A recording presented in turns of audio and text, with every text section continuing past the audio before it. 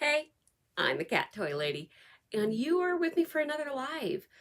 I thought that this one may be best just to kind of talk to you about all the questions that I keep getting about foraging. And yes, this is something I could probably pre-record, but I kind of like the ramble effect when it comes to this one because little things pop into my mind as I'm going.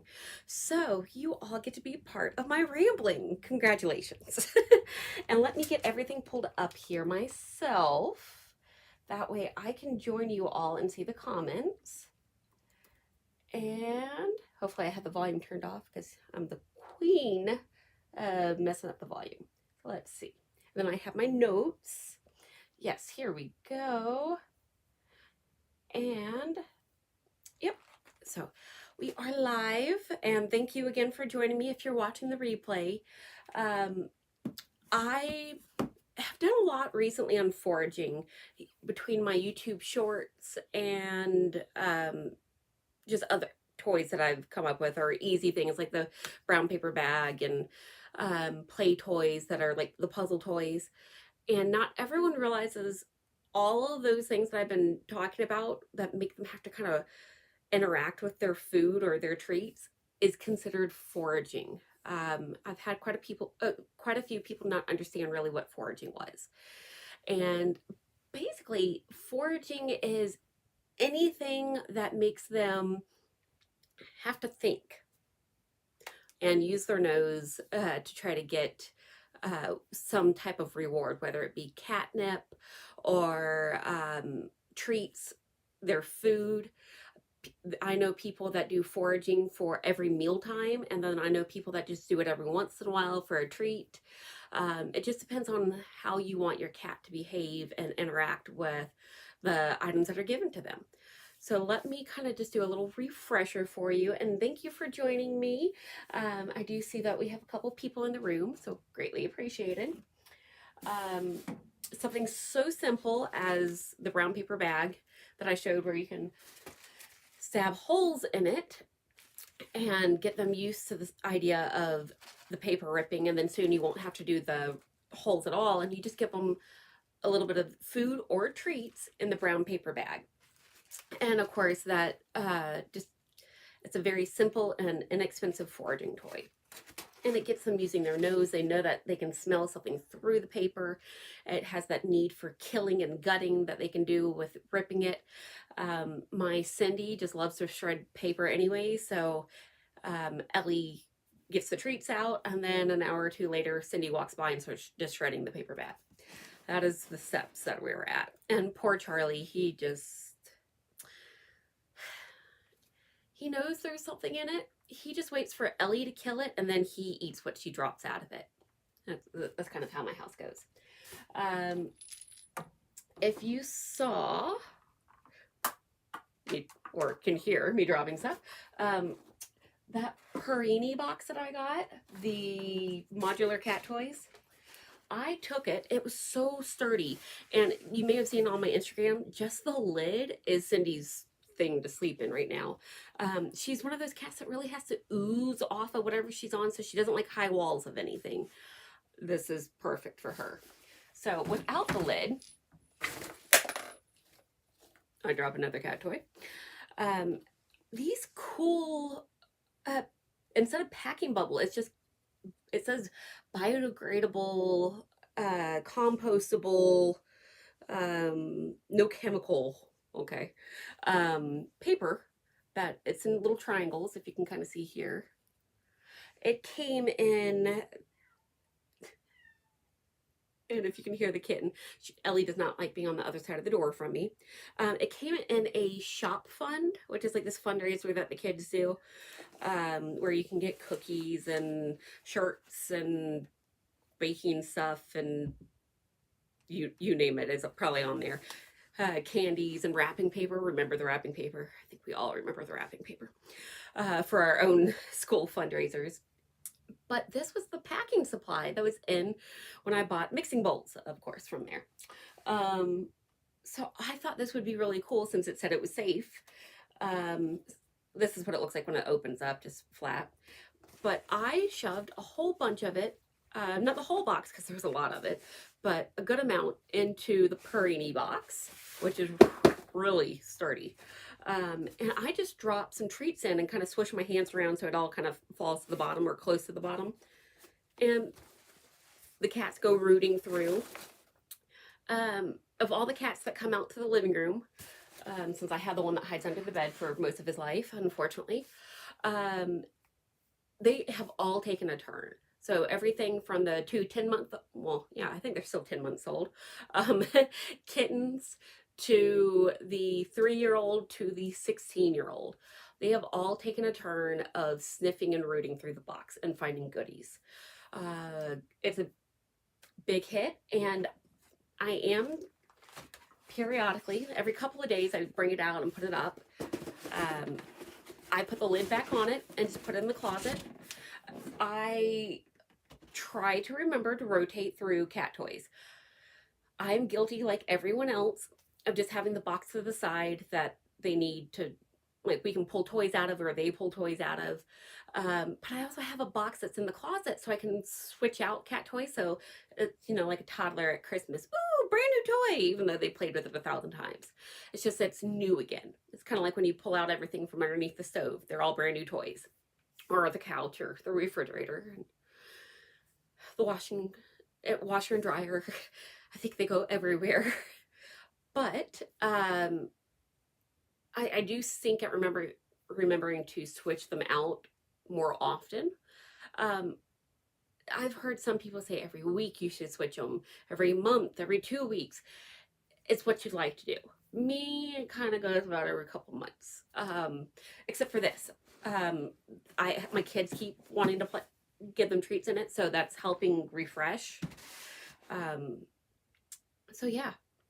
I wanted to also show you some of the other foraging toys I've been talking about. And then I'll kind of go through what is foraging exactly, the benefits of it, what qualifies as foraging. I've gotten a lot of questions on it. Let's see. Oh, look, it didn't break when it hit the ground. This was the Kong toy. Yeah, Kong. This one, and of course I've shown a lot of these on previous episodes, but you can kind of see on the inside there's that lip. And that just makes it a little bit harder for the treats to come out once you put some food inside. And I'll go over in a second what you put in here too, because there's a whole gambit of things.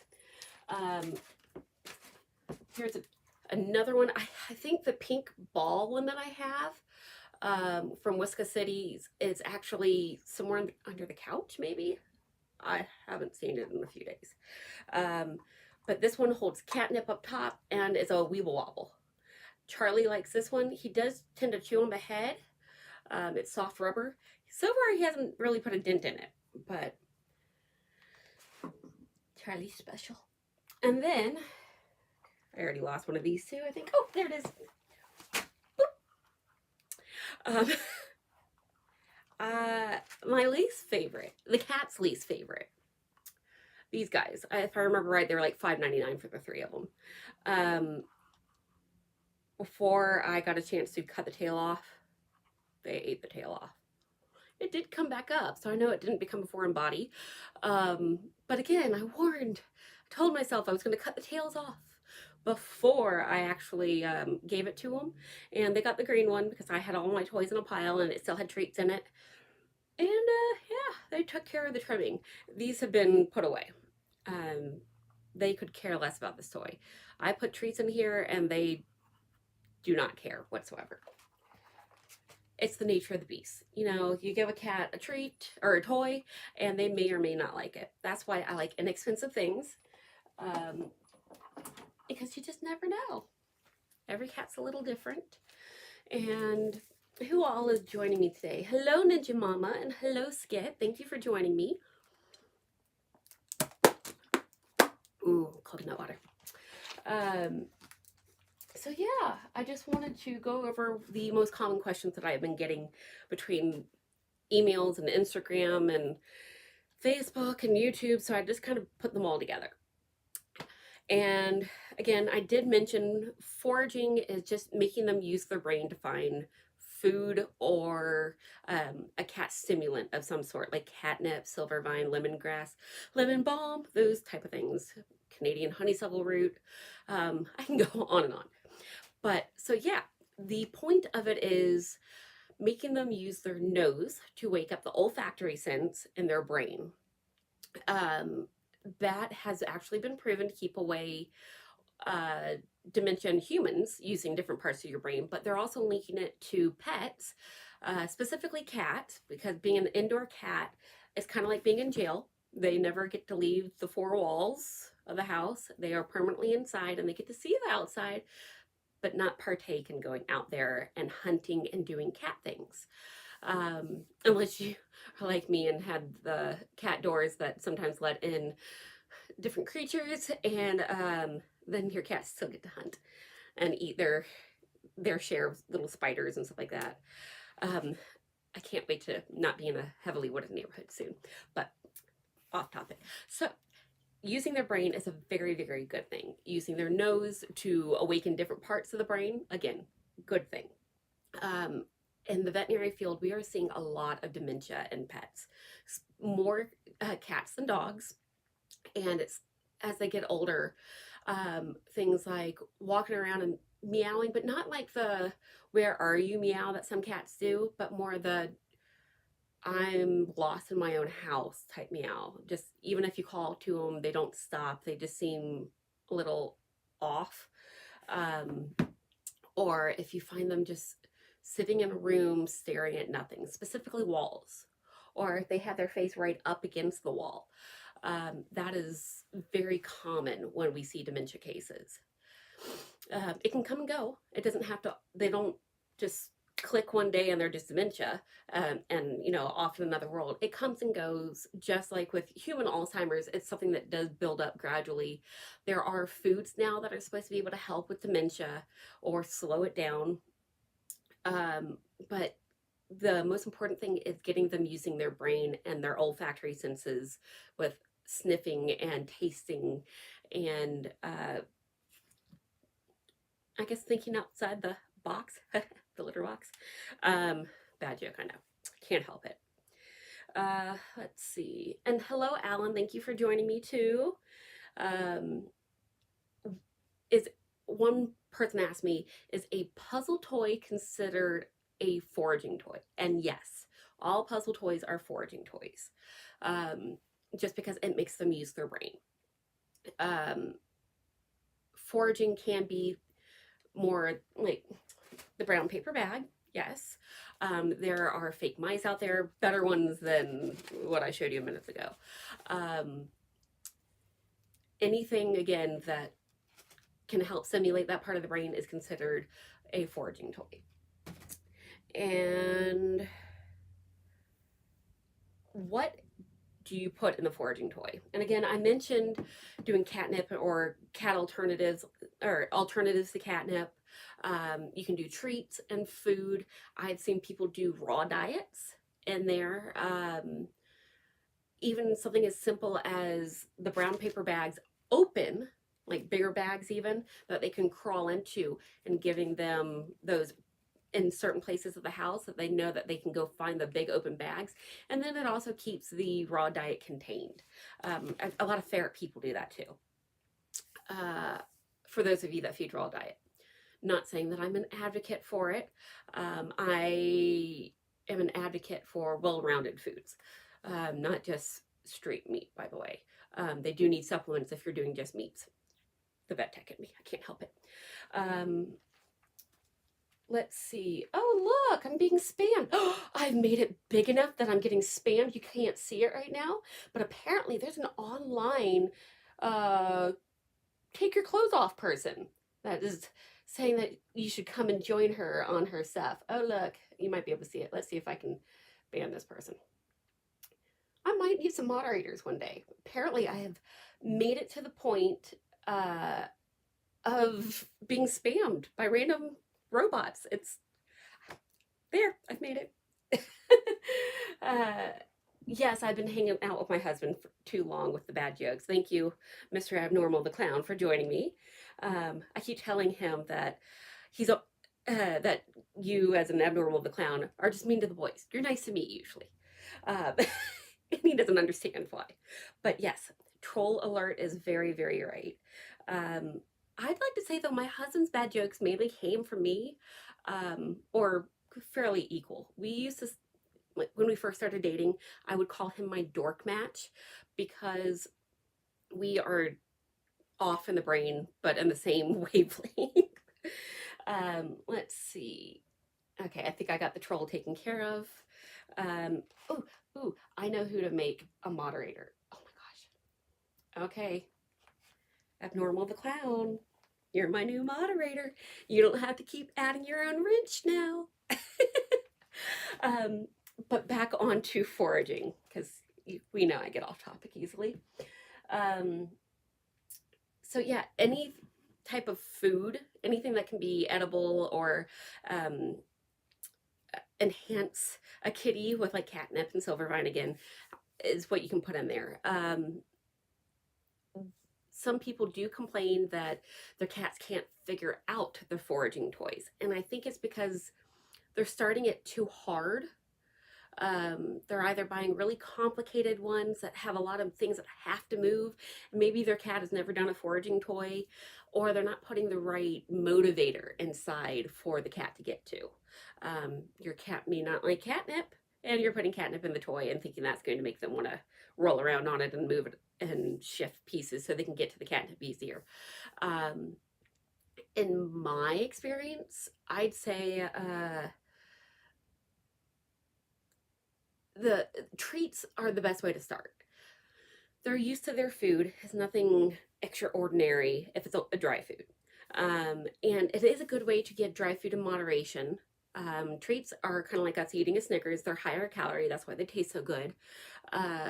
So you always want to do small amount of treats if you give them. So I know a lot of people that will take their empty treat container. Oh, I gotta sneeze. Take the empty treat container and put dry food in there, or like a 50-50 mix, something that'll kind of make the smell of the dry food or the dry food get infused with the treat smell. That, or just mess with the cat, I guess you could say. So you can put all dry food inside the treat container and they see the treat container that they recognize as treats. And it's kind of a, oh, I can't think of the right phrase. I want to say mind over matter, but that's not it. But yeah, the cat sees it's a treat container, therefore they think it's a treat, even though it's just their dry food. So there's different things that you can do with when it comes to getting them started. I'm a big fan of just giving them the junk food treats that they like. Mine, it's Whiskas, Temptations, any of the crunchy individual pieces that you just give a couple of. They're not the biggest fan of greenies, I'll say. Maybe it's because they know it's healthier. I don't know. But my cats love cat grass, and they love, I buy the organic carrots for the kids that have the big poof on it. I even did that this morning. The poof of green leafiness. And the cats eat one side as the kid eats the other. It's very cute. I really should take a picture of it. And oh, well, I'm doing a second moderator since I know you are always in here, if it lets me. Ninja Mama is also moderator. So now I have two moderators. I'm sorry if anyone is offended that I did not moderate them yet. The two most common people that I always see in here is who I made moderators for now. Psychosomatic. Is that the word for it? It might be. But yeah, it messes with them. So they think that they're getting treats when they're not. So that was suggested that might be the word I'm looking for. So start with something that is going to really entice them. And then you can start moving up to doing more like their dry food or catnip, things like that. But start with something that's really going to entice them to want to play with the toy and figure it out. Certain toys, there are easier levels, or you can make it harder. Always start with the easy until you really see that they have it figured out. Kind of like with the brown paper bags. Giving one with a big hole in it and some holes punched in it really helps them know, oh, look, I can actually kill and shred that, and I can already stick my nose in it and see what's going on. And then once they learn that I can shred this more. I'm not getting in trouble for it, which is a key. Some cats do think that they're going to get in trouble for certain behaviors. So you have to tell them what is right to kill versus like your high heels. I lost a good pair of Steve Maddens that way. Um, but so now, again, I just give the plain bag without any holes in it, and my cats know what to do. So you need to really go slow and work it up. Go the speed of your cat. Ellie Mae had that bag thing figured out with one use. Charlie, not so much. So you just have to go at the speed that your cat can go. It's like little kids having a baby. Don't rank your cat against somebody else's because Charlie's going to be below them no matter what. Poor Charlie. Ooh, I will show you a picture in a minute. At the very end of this, I will show you his ear polyp. I finally got the picture from the vet. For those of you that, with the Charlie update, I had said I didn't have his ear polyp picture, that it was still pending, and I finally got it. But again, ADD, rabbit, squirrel, something just moved. What else have I been asked? What is foraging good for besides dementia? Well, weight loss, getting them up and moving. If you do feed them through foraging toys throughout the house, they have to work to get their food. And you can really easily measure the amount of food they're getting. So many people, myself included, have a bowl of dry food just sitting out. But what happens when we go to the buffet? We overeat. I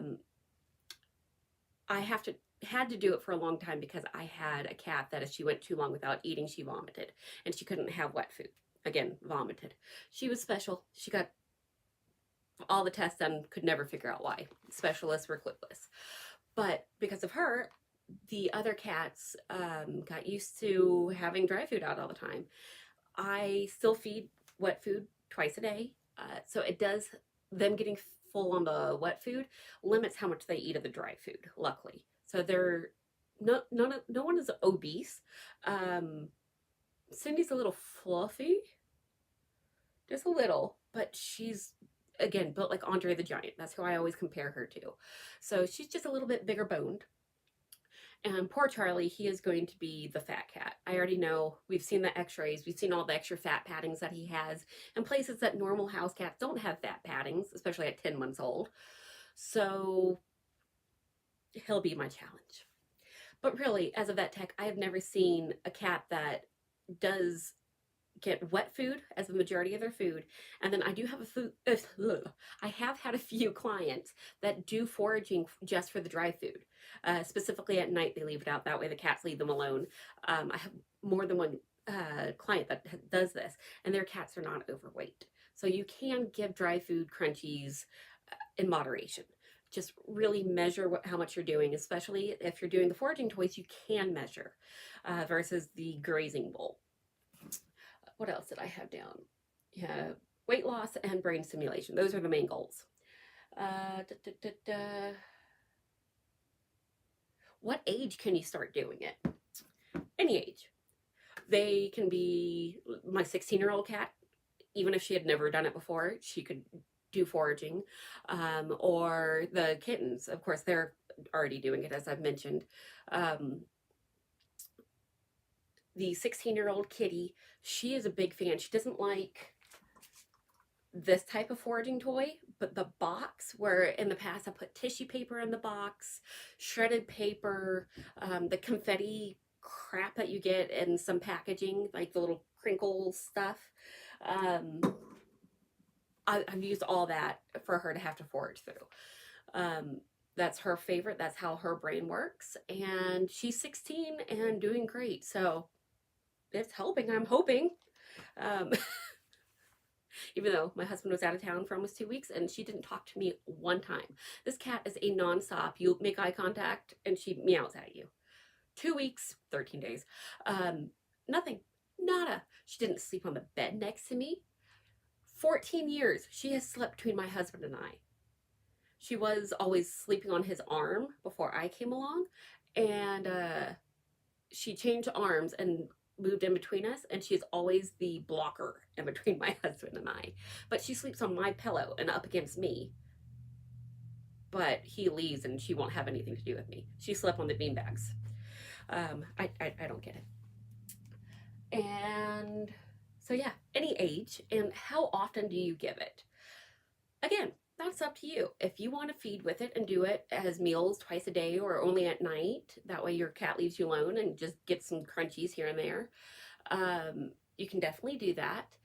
You can,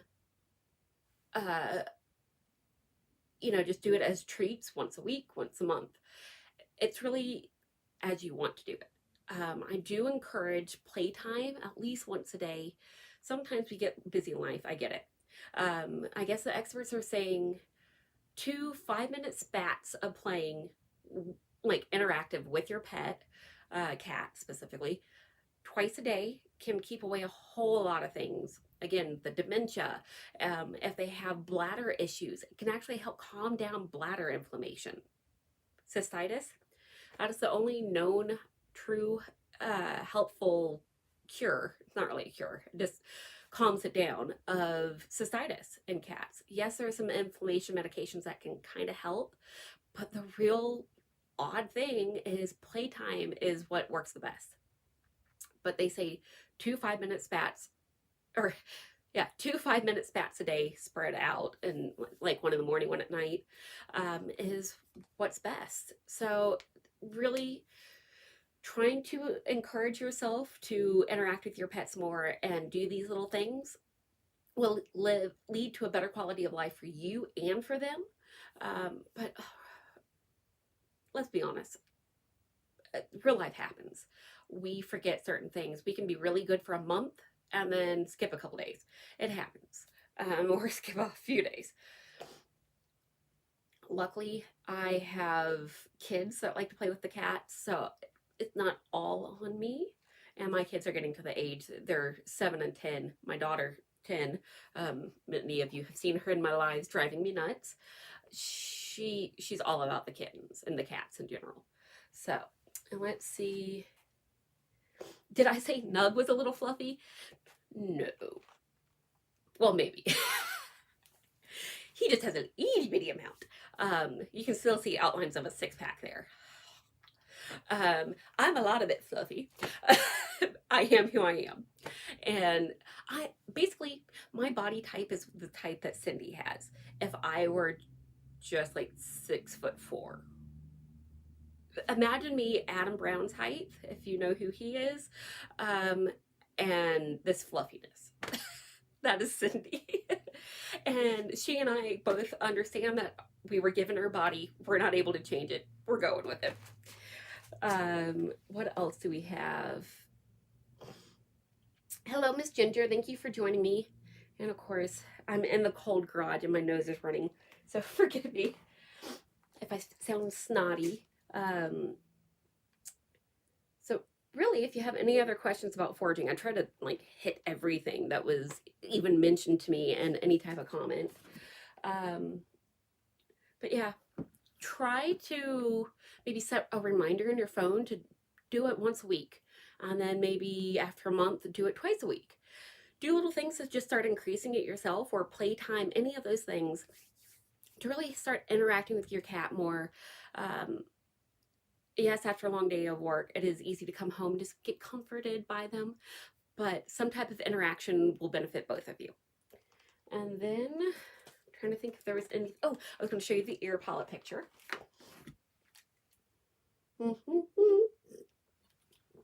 Sing you a little song because I hate silence. People wonder why I talk so much and why it's gotten worse as I've gotten older. I was like, well, I do YouTube and lives a lot. I can't just let there be silence. That's not doesn't make for a very good stream, having silence and dead time. And I think it has made me just really, really ramble on. So let's see. Of course, I don't have the doctor's phone number that sent it to me saved in my phone. When was that? What is today's date? Let's see. See, again, I can't do silence. And of course, I'm lucky I have a few friends that are very ADD like me, and they can bounce back and forth with uh, the conversation and not get frazzled at my spaz. Um, Luckily, my boss, since it's just two of us, again, I work with a mobile vet. There's only two of us in the car in the RV. Uh, she's just like me. So we really, really ramble, and can get off on rants and all sorts of different types. Okay, that was Friday. How long ago was that I got sent that? I get a lot of junk mail, apparently. See, I can sing you a song. Okay. Yeah, so I'm making this really fun for you. I guess I should have had this pulled up beforehand. Um, Ooh, I know what I can do. Let's see. Search Charlie. Won't that come up? Yeah, oh, it worked. Okay, so let me not show you her phone number and just blow up the picture. So this was Charlie's ear polyp. Wait, there we go. Oh, wait. Oh, okay. So that's his ear polyp. The part on the very end of it, that direction, um, was the part that was just in the ear canal, just that nub sticking off. So little less than 2/3 of it was what was in the ear canal blocking a lot of the view. The rest of it was going down into his sinuses. Really, really gross, I'm sure. The vet tech in me is just very amused by it. Um, your cat thinks that playtime means she can attack and draw blood when she bites. Try giving her things that she can bite. Stuffed animals, food. Discourage her from biting you. You can always, some people say to do loud ow, so they know that they get a reaction, and then give them what they're allowed to bite, and then talk soothly to them or encouraging. Baby talk is never a good thing in that situation. You never knew how important foraging was. Yes, just specifically the dementia. That is why I started working for the cat toy company and developing cat toys many years ago. Was just the amount of dementia we were seeing in the veterinary practice. I did cats only before that, so I was seeing lots of cats every single day, 22 to 24 a day typically, and that could just be in the back. That's not even what the doctors were seeing up front. And just how many cases we were seeing, and the owner is saying that, oh, he never plays with toys. He doesn't like toys. They would just kind of give the cat a toy on the ground and tell them to go play with it. They weren't interacting. They weren't helping them with treats and sniffing things out and using that olfactory sense. So that's kind of how I even started designing toys, was just what was going to make those instincts start working. And yeah, that is huge. For, if you think, it was probably about an inch long, just under an inch long, his polyp, and he's a 10-month-old kitten at the time. So I guess the kittens are almost 11 months old. So yeah, big for his size. But I think that kind of wraps up everything. Just, you know, trying to stress the importance of more playtime for your cat. That's the big thing. The foraging toys, even if you don't want to be the one really interacting with them, the foraging toys can really still help, and you can have more time to you, even though I do encourage playtime. But for those of us that have the busier lives, I get it. I mean, I do cat toy lady. I will work full time, 5 days a week. I have the kids. For 2 weeks, I just played single mom because my husband was in Florida. And I manage his stuff, and I find missing person cases for him. So busy life.